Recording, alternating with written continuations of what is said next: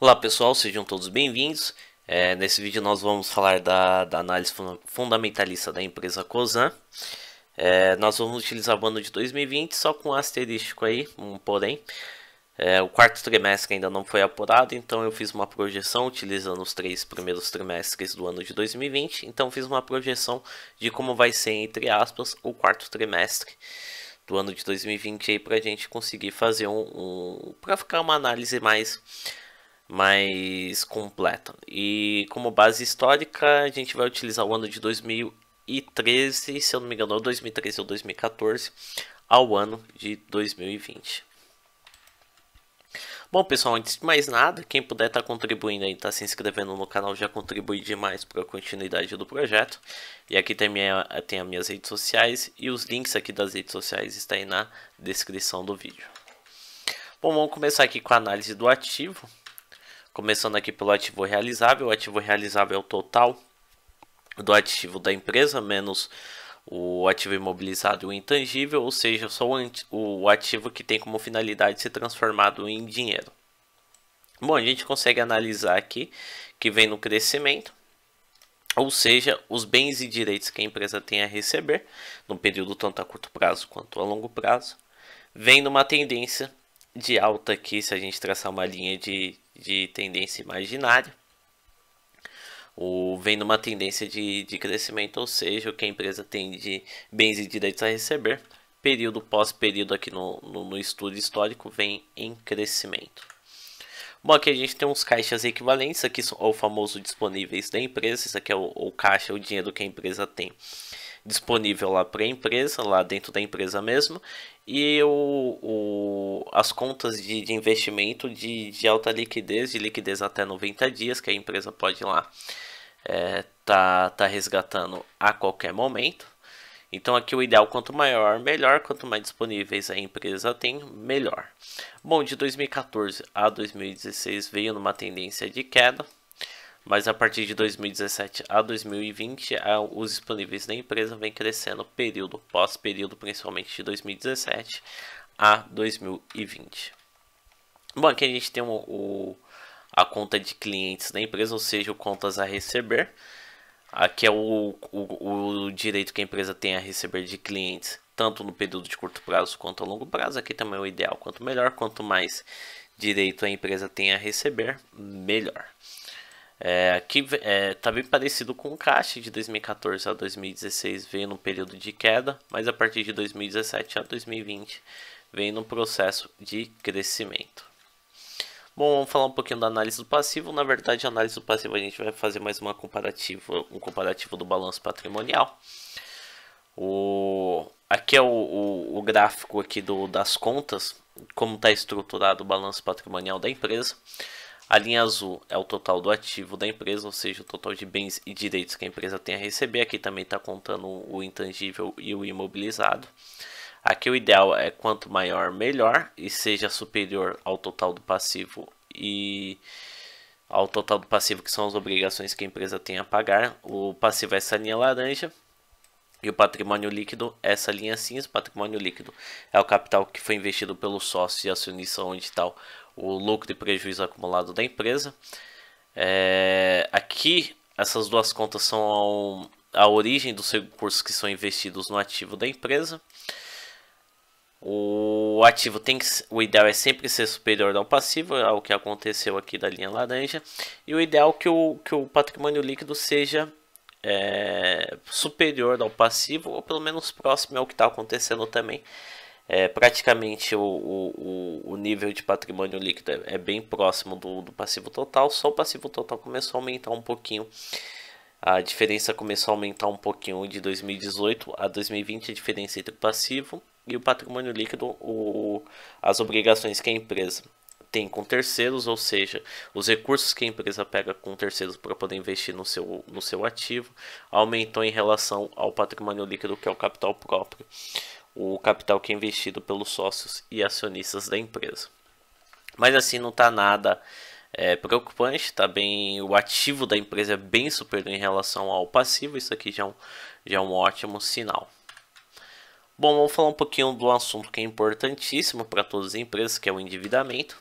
Começando aqui pela dívida bruta, que é os empréstimos e financiamentos tanto a curto prazo quanto a longo prazo. Vinha no período bem estável, né, com pouca variação de 2014 a 2018, mas a partir de 2019 a 2020 aqui a questão do endividamento da empresa começou a crescer um pouquinho, começou a esboçar aqui uma tendência de alta da dívida bruta da empresa. Bom, aqui tem a dívida líquida da empresa, isso aqui é a dívida bruta menos o caixa da empresa. Quando está no patamar negativo, quer dizer que o caixa da empresa é superior da dívida bruta, que isso aqui é excelente, no caso se o caixa é superior da dívida bruta da empresa. Agora, quando está nesse patamar daqui, que é o patamar positivo, quer dizer que a dívida bruta da empresa é superior ao caixa. Passou por um período estável de 2014 a 2018. Mas a partir de 2019 aqui a diferença entre a dívida bruta e o caixa da empresa aumentou bastante, ou seja, o caixa da empresa, o volume de caixa da empresa diminuiu em relação à dívida bruta da empresa. Bom, aqui tem um perfil da dívida, isso aqui é interessante também, isso daqui como que está alocado, como está desmembrado aí o total da dívida da empresa, como está desmembrado no período de curto prazo, no período de 12 meses, e no período a longo prazo, que é no período acima de 12 meses. O ideal é que sempre o menor volume da dívida da empresa esteja no período de curto prazo e o maior volume a longo prazo. E é o que ocorre aqui com a empresa. A linha azul aqui é a dívida a curto prazo, ou seja, a menor parte da dívida está a curto prazo e a maior parte está a longo prazo.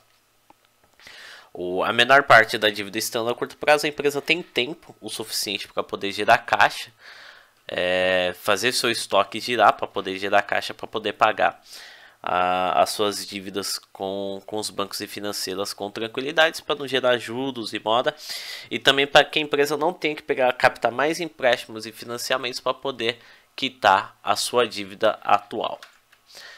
Bom, aqui é um comparativo que nós fazemos com os empréstimos a curto prazo com os caixas e equivalentes. A linha laranja é o caixa da empresa, a linha azul é os empréstimos e financiamentos a curto prazo. A gente verifica a capacidade de pagamento da empresa da dívida a curto prazo com o seu caixa. Bom, a gente consegue analisar aqui que praticamente o que a empresa tem de dívida é o mesmo volume que tem de caixa. Se a gente jogar uma média aqui, a dívida a curto prazo faz uma espécie de espiral aqui em relação ao caixa. O caixa da empresa até que vem num crescimento até que razoável, vem seguindo uma média de crescimento não exponencial, mas vem num crescimento, e o empréstimo a curto prazo vem fazendo espiral. Tem hora que é menor, que a dívida é menor que o caixa, e tem período que a dívida é maior que o caixa.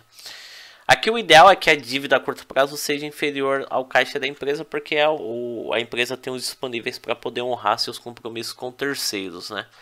E teve período aqui que a empresa teve menos caixa do que empréstimos e financiamentos. Possivelmente nesse período aqui que a empresa teve menos caixa do que empréstimos e financiamentos, muito provavelmente aí a empresa teve que captar capital de giro, que é empréstimos e financiamentos. Empréstimos e financiamentos tem um custo.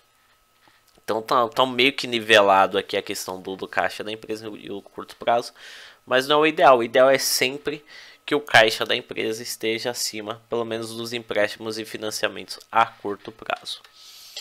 Bom, aqui a gente tem um capital investido. Capital investido é o dinheiro que foi aplicado nos recursos operacionais da empresa, ou seja, o dinheiro que entra na empresa para ser aplicado no ativo.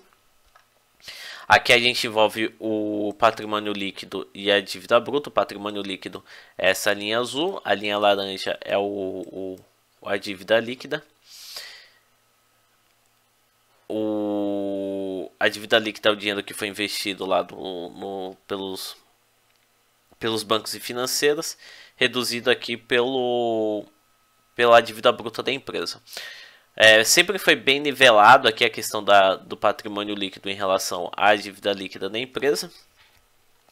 Só a partir de 2018 aqui que o endividamento da empresa, a partir de 2018 o endividamento da empresa, ou seja, a empresa foi mais operada com recursos de terceiros do que com recursos próprios.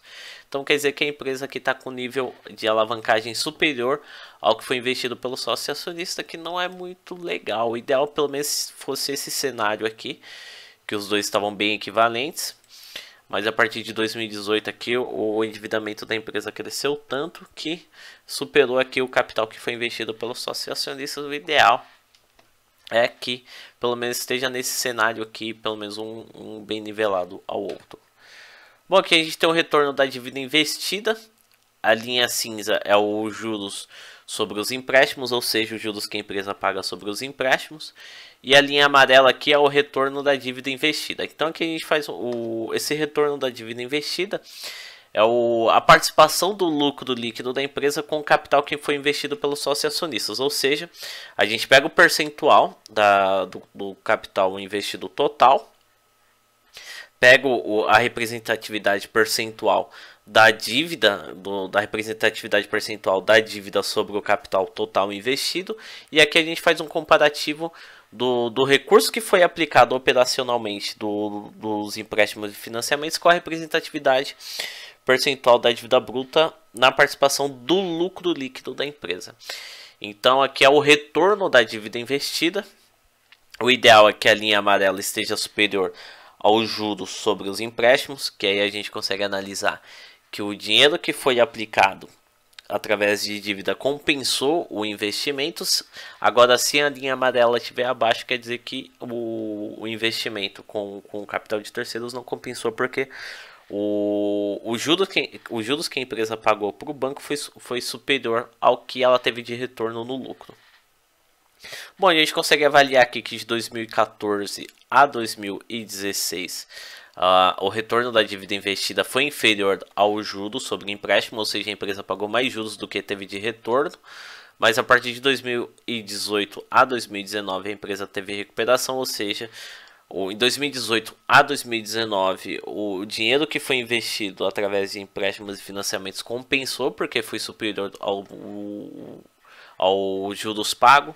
Só em 2020 aqui que os juros pagos novamente foi superior ao retorno da dívida investida. Isso aqui é preocupante, porque o lucro, a gente vai verificar mais para frente que o lucro líquido da empresa caiu bastante. Então os juros da empresa em 2020 novamente voltou a pagar mais juros do que teve de retorno da dívida investida. Bom, vamos falar um pouquinho do demonstrativo do resultado do exercício, o famoso DRE. Começando aqui pela receita líquida de vendas, que é o total de vendas da empresa. Veio no período de estabilidade de 2014 a 2017, mas a partir de 2018 começou um crescimento bem forte de vendas da empresa, caindo um pouquinho aqui em 2020. Lembrando que 2020 ainda não foi apurado pela sua totalidade. A gente aqui fez uma projeção de como vai ser o quarto trimestre. Então aqui ainda vai sair a apuração do quarto trimestre. A gente vai verificar aqui se vai manter essa mesma proporção aqui. Bom, isso aqui é o resultado bruto, é o lucro. A gente verifica o nível de lucro da atividade da empresa só com seu principal ramo de atividade. Se a gente traçar uma linha de tendência imaginária que está numa tendência de alta, tem um pouquinho de variação aqui, mas essa variação aqui mesmo com essa variação, se a gente traçar a linha imaginária, está numa tendência de alta. Bom, isso aqui é o EBITDA, é o lucro o operacional da empresa, ou seja, que a gente consegue medir a lucratividade da empresa na sua totalidade. Ainda assim, a inclusão de terceiros do mercado externo, como resultado financeiro e os impostos pagos. Aqui a gente consegue avaliar qual o nível de lucratividade da empresa só com as suas operações, tanto com o seu principal ramo de atividade, como com as operações que não envolvem seu principal ramo de atividade, como despesas administrativas, manutenção predial, ou seja, receitas também que entram, que não está envolvido com o principal ramo de atividade, por exemplo, venda de um ativo da empresa, por exemplo, um imóvel ou um veículo. Então a gente verifica se a empresa tem lucro só com seu principal, só com suas atividades, tanto seu ramo de atividade principal como não principal. Bom, se a gente traçar uma linha de tendência, tá numa tendência de alta, só de 2019 a 2020 aqui que teve uma queda brusca aqui da questão do lucro da empresa. Bom, a gente tem o resultado financeiro, isso daqui que a empresa ganha e perde no mercado financeiro.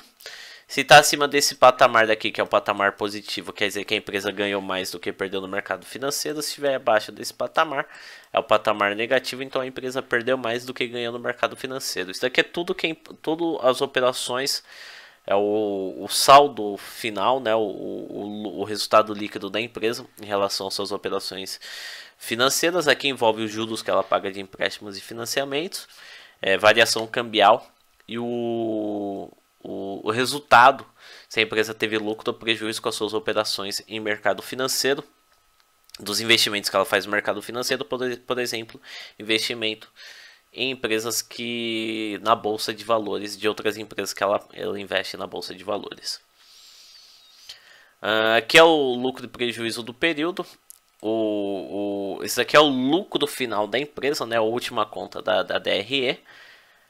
Vinha numa tendência de alta fortíssima aqui em 2019, de 2014 a 2019, e o lucro da empresa caiu fortemente aqui em 2020, muito por questão da queda do EBITDA, e também o resultado financeiro da empresa caiu fortemente aqui, que envolve variação cambial. A gente está passando o ano de 2020, foi o ano da pandemia, do coronavírus, né, que as empresas foram impactadas fortemente. Então aqui teve a questão da alta do dólar, que a empresa perdeu no mercado financeiro, porque teve muitas ações perderam valor, teve muitas ações que caíram seu preço de mercado, então teve muitas empresas aí que teve muitos investidores teve prejuízo nesse período. Bom, pessoal, aqui a gente termina a análise. Espero que vocês tenham gostado. Quem puder estar se inscrevendo no canal já ajuda demais aí para a continuidade do projeto. Aí também tá minhas redes sociais. Se vocês tiverem alguma empresa aí ou algum feedback, deixe aí nos comentários. Outras empresas aí também que você queira que seja analisada no meu canal. Se vocês avaliarem, entrarem no meu canal, tem outros estudos que eu fiz de outras empresas. E se você se inscrever e ativar o sininho aí, eu tô sempre postando aí análise, pelo menos uma vez por semana aí, tá sempre saindo uma análise. Geralmente eu tô postando umas 3 vezes por semana, mas pode ocorrer de eu estar postando aí uma vez só na semana. Aí ativa o sininho aí que você vai ser notificado de novas análises. Bom, pessoal, agradeço muito, fiquem com Deus, um grande abraço, até o próximo vídeo.